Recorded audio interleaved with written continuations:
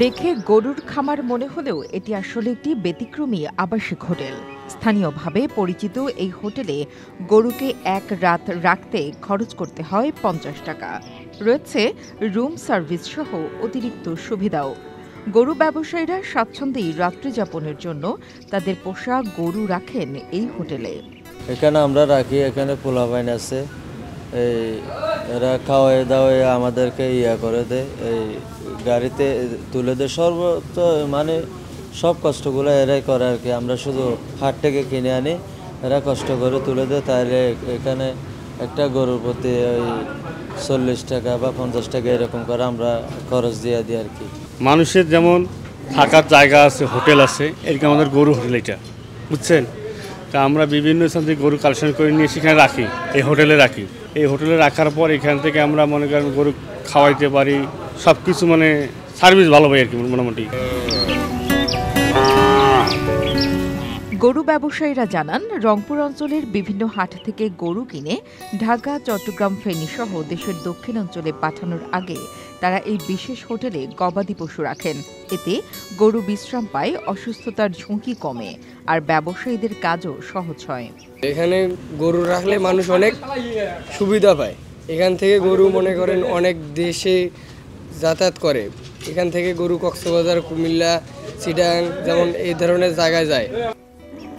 গরু রাখার ব্যতিক্রমী হোটেলের উদ্যোক্তা আসানুর রহমান তিনি জানান, তার বাবা ছিলেন দীর্ঘদিনের গরু ব্যবসায়ী। ব্যবসায়ীদের নানান দুর্ভোগ দেখে তার মাথায় আসে গরুর জন্য আলাদা আবাসিক হোটেল করার চিন্তা। ৩ বছর আগে লিজ নেওয়া জমিতে মাত্র ৫০ গরুর জায়গা নিয়ে শুরু করেন এই হোটেল।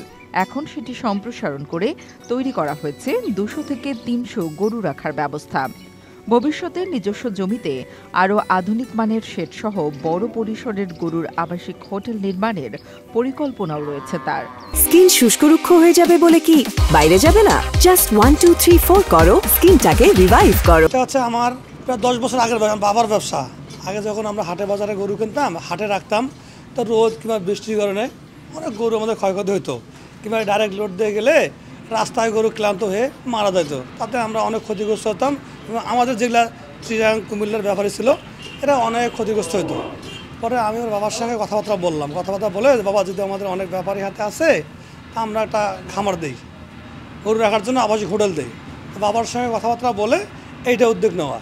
এখন যেমন এই হোটেলটাতে সুবিধা হয়েছে, আমাদের নিজের সুবিধা এবং অন্য ব্যাপারীদের সুবিধা হয়েছে।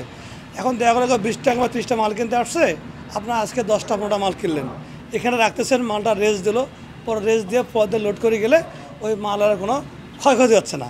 যেমন নিজস্ব খামারে যদি কেউ গরু রাখে যে যত্ন হয় না, তার সে আরও সযত্নে আমাদের এখানে গরু রাখা। গরু আবাসিক হোটেলে সার্বক্ষণিক এসব প্রাণীর যত্নে নিয়োজিত রয়েছেন কয়েকজন কর্মচারী ও পশু চিকিৎসক।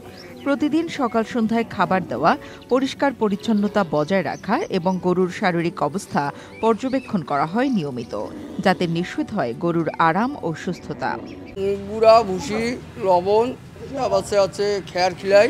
আগে প্রথমে একটা খ্যার দেওয়ার পরে খাওয়ার পরে আমরা গুঁড়া ভুসি খিলাই, খিলার পরে আমরা আবার গরুটাকে খ্যার খিলাই, খিলার পরে খিলার পরে একটু আধা ঘন্টা, ১ ঘন্টা, ২ ঘন্টা পরে আবার গাড়িটা লোড দিই। মনে করেন আজকে হাট করতে পার্টি আছে চিড়িয়াং থেকে বা কক্সবাজার থেকে বা ঢাকা থেকে, ডাইরেক্ট মাল তো নিয়ে যাইতে পারতেছে না। একটা গরু দেখা যাইতেছে সরতেছে, বারে বারে গাড়িতে পা ভাঙতেছে বা ফাঁসি দড়কি মরতেছে, এইখানে গরুগুলো নামে রেস্ট দেয় বা ১২ ঘন্টা বা ১ দিন থাকলো ৫০ টাকা বিনিময়।